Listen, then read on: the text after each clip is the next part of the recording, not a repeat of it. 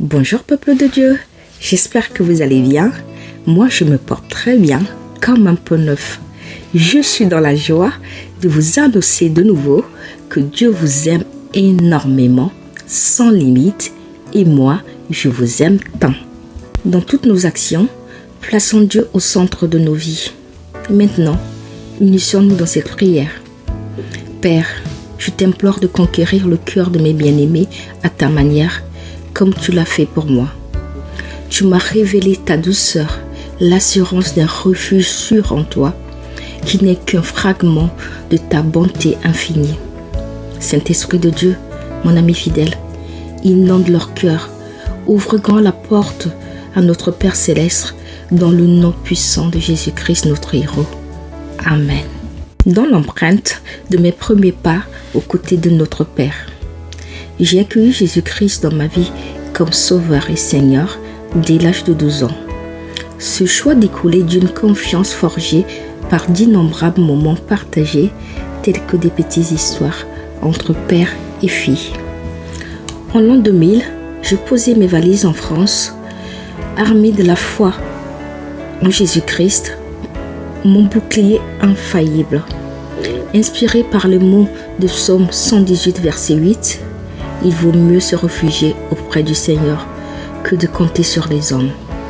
J'étais animée d'une détermination sans faille. Mon périple était motivé par une soif de connaissances.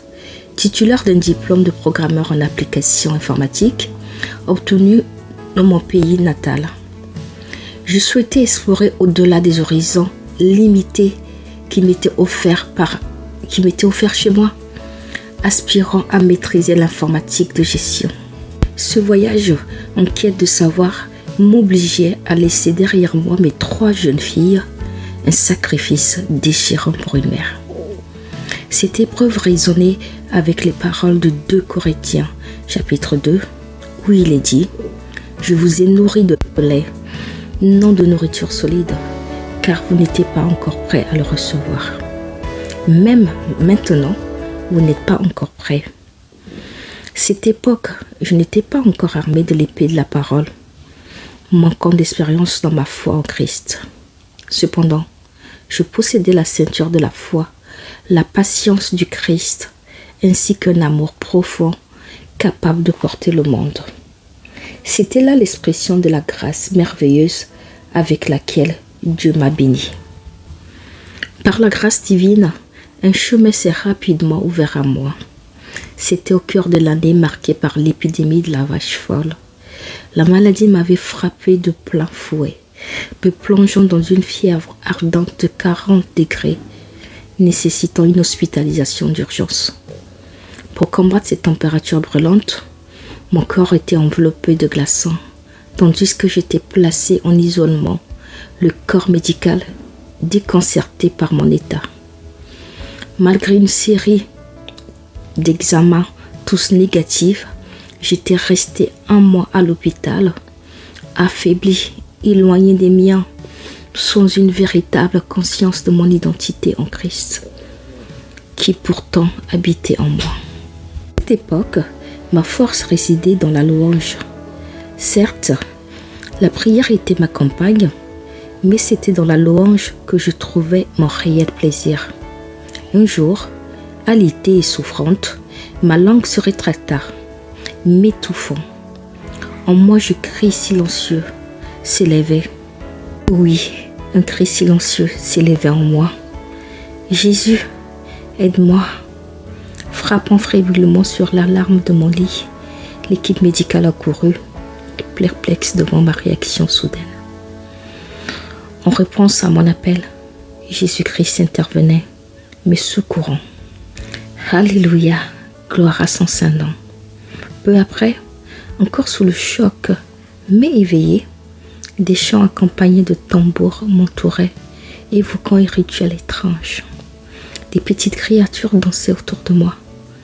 C'était alors que je me suis mis à louer Dieu de tout mon cœur.